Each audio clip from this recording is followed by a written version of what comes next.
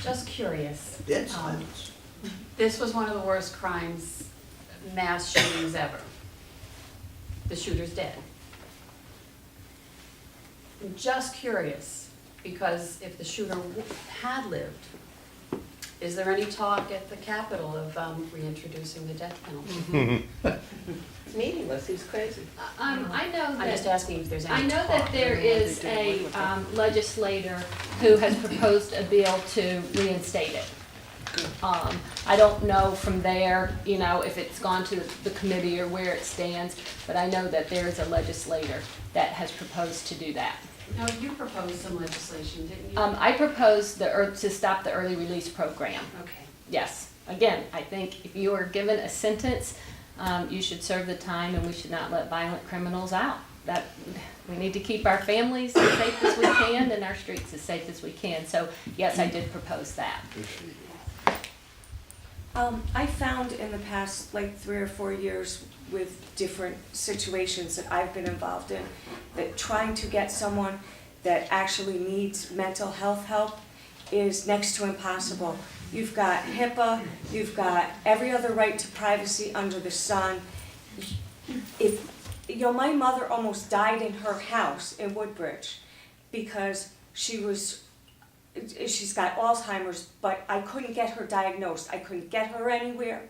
I couldn't get any help until it was almost too late. And when I tried to get something done at the hospital, when she was in the emergency room, they kept poo-pooing me until I spent hours in the emergency room and finally got her some help. It's insane. The whole HIPAA law and the whole right to privacy, it's killing people. And what you just said before about Adam Lanza and the people of Newtown saying that he had issues and his mother wouldn't do anything, there has to be a way to get people help. I'm not saying lock them up and throw away the key, but something, psychiatrists are afraid to treat teenagers. They're afraid of the liability, and they're afraid of the privacy issues. You can't get help for teenagers. You can't get help for older people because they have rights. Everybody's got rights, but you can't even get someone help under the guise of trying to be helpful. It's a real problem. That's a big issue. It's huge. Absolutely. There's too much law. There's definitely. And no common sense. Okay. We should pass a bill that says you cannot pass a new law until you rescind an old law. Ding, ding, ding, ding, ding. I don't mind that. I don't mind that one either. Thank you for both being here. I saw something on Sunday on Face the State. There's an interview with Pat Raymer. She's the commissioner of Connecticut Department of Mental Health and Addiction Services. And what she said scared me more than taxes, more than guns, everything, because she spoke very, almost as a matter of fact, to say that she's envisioning a program of some type, and I don't know how far along this thinking is, where they would enlist the aid, possibly, this is maybe a suggestion, it may be further along, of a mailman, people at the grocery store, that if they see somebody that they think is not acting properly, and how that's defined I don't know, they could refer it up the chain somehow, and then they could, a wellness visit could be instituted, and then people could come in and make assessments. Now, I mean, how Orwellian does it sound? I couldn't believe I was hearing this in the state and the country we were in.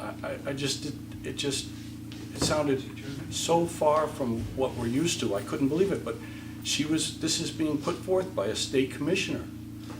So I urge you that if you hear anything like this, to please stop it before it starts, because I don't want people that are just common and untrained, and they said they would train these people. So I don't want money to go to training to ordinary people. I don't care what the grocery person thinks. If somebody's having a bad day, they don't need a wellness visit, because that can just escalate into God knows what. This is Pat Raymer. She's the commissioner of the Connecticut Department of Mental Health and Addiction Services. I haven't watched it yet, but I have the tape, so now I'm gonna watch it tonight and see what you said. Yeah, That's what your friends are It was for. very scary. That's true. But That's, Mr. his report. Yeah. I just wanted to say, I am a healthcare provider, and from my point of view, a lot of the time when people come in, I think a lot of these crimes, there's a lot of warning signs that we do see up front that we tend to ignore. And I think that I'm not a psychiatrist, but a lot of these people are coming to us prior to things happening. And I think that people need to take the mandated reporting law very seriously. I think those laws need to be combed through, and any loopholes that need to be closed. I think people need, and even as a provider, I think the laws need to, the system has to work easier. If someone comes in, and I work in a practice that's extremely busy, the main provider, believe it or not, will frown upon the fact that I'm going to now take an hour out of my time to make sure that I go through the right channels, to make sure that this person, gets to the right place, or the authorities are called, or whatever. There's police reports involved and everything else. I am happy to do that. That is my job. Not everybody feels that way. But when I tell you that there is a huge problem with that, and it is impossible, as you said, to get people into mental health that's needed. It's almost impossible. And even with all the people on a Medicare, there is nothing available, nothing at all. And a lot of these people are really in need of these services. One thing I would like to bring an example of, because it's fresh in my mind, and it's a huge loophole, even the new bullying laws and everything that has come out for the schools, they're written specifically for children to children. There is nothing that says an adult can't go in and bully a child. And who would think that would happen? But it does. And there's nothing you can do about it. There's no laws. It's a complete...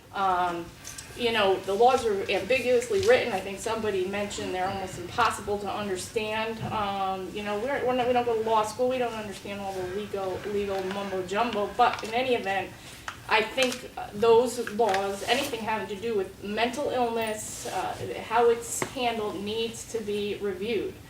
I think it's crucial. I think awareness about mental illness, it's forever changing. We're finding out more and more. Pressures on society are getting greater and greater, and the children have pressures on them beyond belief. It's just not fathomable to me for somebody like Adam Lanza, who can go in and do that. But that person is now disconnected from a human being, and something somewhere did that to him, and it was ignored. And that's a huge issue. And if he's seen any doctor or any psychiatrist or any professional in his time, somebody failed that person. And he had his hands on guns. Yes. That And he had, if he didn't have guns, this wouldn't happen. I don't own a weapon, but I believe that, you could, you can't stop a criminal from doing what they want to do. You're right. She didn't lock her guns up. Wouldn't a bullying adult fall under the category of child abuse? Nothing they do. They wear No, it locks. doesn't, They wear locks. because of the laws and the way they're written. They wear locks on. Okay. Oh, maybe one suggestion, instead of having policemen with guns in schools, maybe you would like to increase the number of social workers.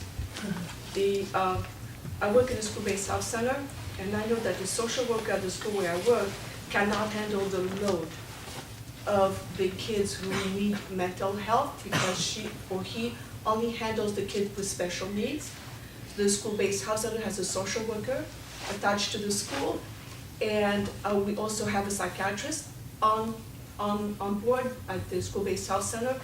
You also may want to take a look at that. Also, every shooting that happened, there's a correlation between substance abuse and gun violence. You may also want to take a look at the relationship of side effect of multiple medication that people are having and the shooting. Just look at that. There was something I was listening at the radio this afternoon, and they were talking about that particular issue. But I think putting in social work in school is, I know it has worked in Norwalk quite well, and we have a huge load. Yes, ma'am. If we want to send you something, what address do we use? Did you get one of my cards? No, I'll make sure that you I get. don't mean email, I mean writing. Yeah. Actually, it's right up on here. Okay. All my information, so I'll give you this Pass it report back. with it. Sure, would you just pass that on? Okay. Is there anything else before we wrap up? No? Well, I greatly appreciate all of you coming and your questions and comments and concerns and willingness and wanting to make a difference. So thank you very much. Themis, thank you for coming tonight also. I think for most of us, it's really frustrating, because we see just what you guys have to go through. How can we possibly get anything through that'll make any sense? It's extremely frustrating, because we all know the problems, but nothing's getting fixed. Keep some of the same people back every time. Yeah. What are you gonna do? Not every. Progressives are Not the all of same. them. That's Yeah, I mean, that's really what it comes what down happens. to, and just continue to, please, I will tell you, if you send me something, I pass it along. Whether I personally agree or disagree, or it's, out of what I can do, I do want you to know that it does get passed along. So, thank you everyone for coming out on this cold night. Have a wonderful evening. And we're gonna do another one